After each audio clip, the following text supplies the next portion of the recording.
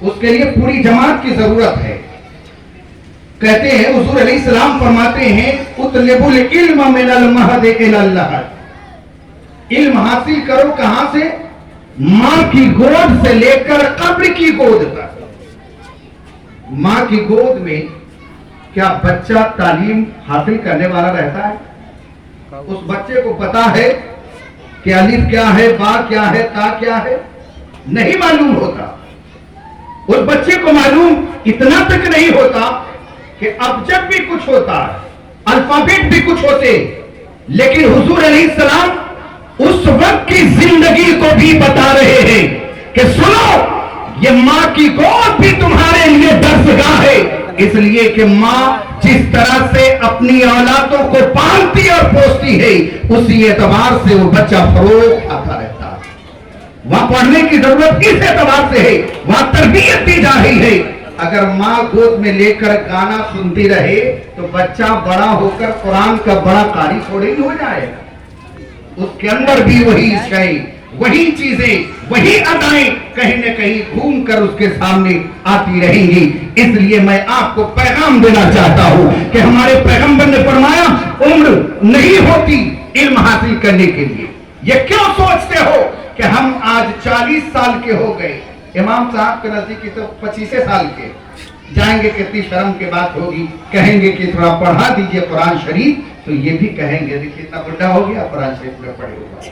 نہیں، یہ شرم کو درکنار کیجیے، اس حیا کو بالائے طاق رکھیے اور حضور علیہ السلام کے فرمان پہ عمل کیجیے کہ ایمان والو، تمہارے لیے علم وہ شے ہے کہ بچپن سے لے کر اور قبر میں جانے تک جب تک تم چاہو اور جس عمر میں چاہو تم علم حاصل کرو. یہ تمہارے پیغمبر کی صلاح ہے، یہ تمہارے نبی کی آواز. میرے بزرگ اور دوستو، یہ تو رہی بات اس حدیث کے حوالے سے.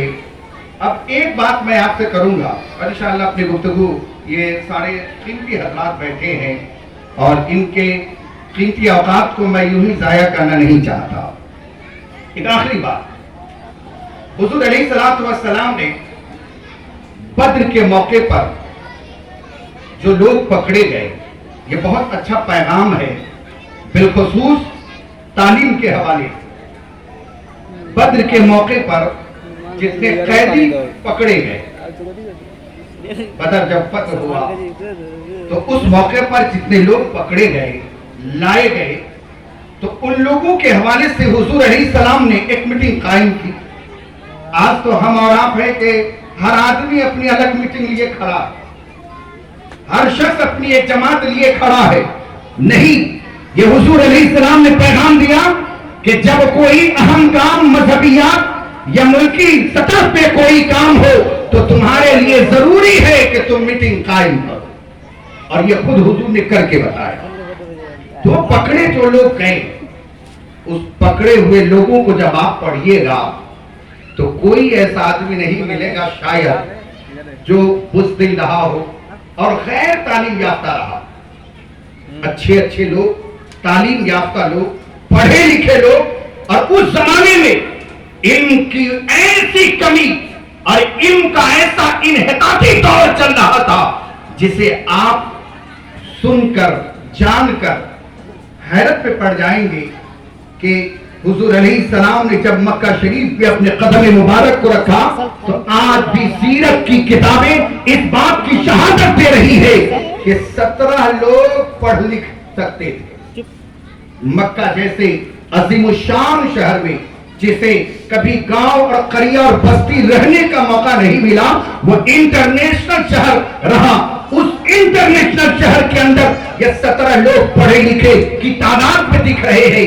آقا اسلام صلی اللہ علیہ وسلم نے جو بدر کے موقع پر پکڑے گئے لوگ، ان لوگوں کے حوالے سے حضور نے ایک میٹنگ قائم کی اور کہا کہ سنو، یہ جو لوگ پکڑے گئے ہیں انہیں کیا کیا جائے.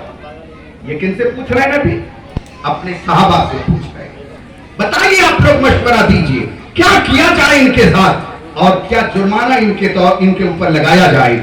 تو صحابہ کرام میں سے ہر کوئی اپنی عقل، اپنی فہم اور اپنی بصارت کے مطابق انہوں نے مشورے پیش کیے.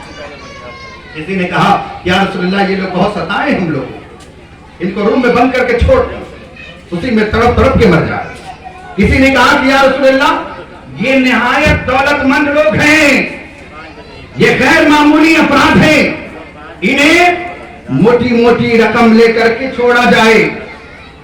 सबों की हुजूर ने सुन लिया और किसी सहाबाए किराम के मशवरे पर हुजूर अलैहिस्सलाम ने फैसला नहीं किया, बल्कि देखिए पैगंबर की जात है, ये नुक्ते की बात भी है और आज के हवाले से अहम बात है। आका अलैहिस्सलातु वस्सलाम ने फरमाया कि देखो, अगर पैसे लेकर छोड़ दोगे तो ये दौलतमंद लोग हैं, इनको मलाल नहीं होगा। अगर इन्हें यूं ही तरपा तरपा के मार दिया जाए तो फिर उनकी सदा सुनने वाला कोई नहीं होगा। इसलिए मेरी राय ये है, पहले हुजूर ने सबों की राय ली और कहा कि मेरी राय ये है, जितना पैसा लेकर उन्हें छोड़ देने पर मलाल नहीं होगा, उससे कहीं ज्यादा मलाल इस बात पर होगा कि इन्हें, जो हमारी कौम के लोग अनपढ़ हैं, जाहिल हैं, उन्हें ये तालीम दे, इससे बड़ी सजा उनके लिए कुछ नहीं होगी। इसलिए कि ये वो लोग हैं जो माल तो देना गवारा करेंगे, जायदाद तो देना गवारा करेंगे, लेकिन अपना इल्म किसी को देना गवारा नहीं करेंगे। ये खानदानी लोग हैं, ये नस्लन बादा नस्लिन जिनके अंदर इल्म आया है, ऐसे अफराद हैं। कहा कि अगर ये लोग तालीम, इन लोगों को तालीम का ये जिम्मेदारी दे दी जाए तो उनको सबसे बड़ी सजा महसूस होगी। आका अलैहिस्सलातु वस्सलाम ने फरमाया कि अब आप लोगों की सजा ये है, हम मारेंगे नहीं, हम पीटेंगे नहीं, हम फिदिया लेकर रिहा नहीं करेंगे, बल्कि हम ये करेंगे, हमारी कौम में जो लोग पढ़े लिखे नहीं है, आपकी जिम्मेदारी होती है कि आप इन्हें तालीम याफ्ता कीजिए। अगर आपने तालीम इन्हें दे दिया, तरबियत इनके अंदर अता कर दिया, तो इसके बदले हम आपको रिहा कर, गोया के फिदिये के तौर पर ये हुजूर अलैहिस्सलाम ने मुकर्रर फरमा दिया। अब चलिए, उन लोगों को तो दिल से, उन लोगों के दिल से पूछिए तो कहते कि हमें हुजूर बोटी बोटी काट देते तो ये मलाल न होता, लोग हमें मार देते तो हमें ये मलाल नहीं होता, जितना मलाल कि अपने इल्म को ट्रांसफर करने में हमें हो रहा है। लेकिन उनमें भी एक बड़ी जमात ऐसी थी जो इन लोगों को पढ़ाने के लिए आई थी, लेकिन अब देखें इस्लाम का दर्द उनके अंदर उतर आया है और उनमें एक बड़ी ऐसी जमात तैयार हो गई जो मजहब इस्लाम के फरोग और मजहब इस्लाम के इशाअत के लिए अपने तन बदन कुर्बान करने को तैयार हो।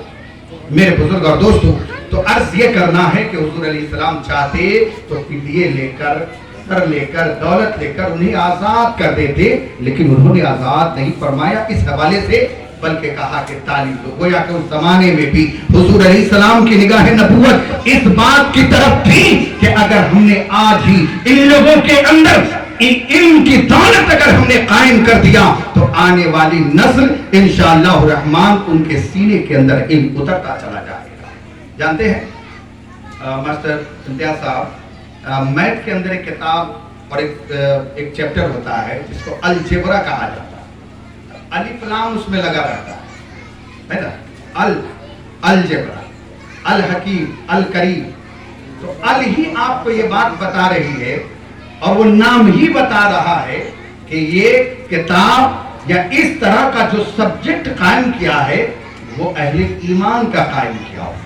अब पढ़िएगा उनकी तारीख और उनकी सीरत को तो आपको मालूम होगा कि ये अरब की सरजमीन पर रहने वाला एक इंसान है जिसने पूरा ये मैथ का अलजेब्रा बनाकर, और इस कदर अल्लाह ने उसके इस अलजेब्रे के अंदर मकबूलियत अता फरमाई कि महज दुनिया अरब तक नहीं बल्कि पूरी दुनिया इंसानियत तक आज वो इल्म चल रहा है और मेरा ईमान और अकीदा कहता है कि वो चलता है।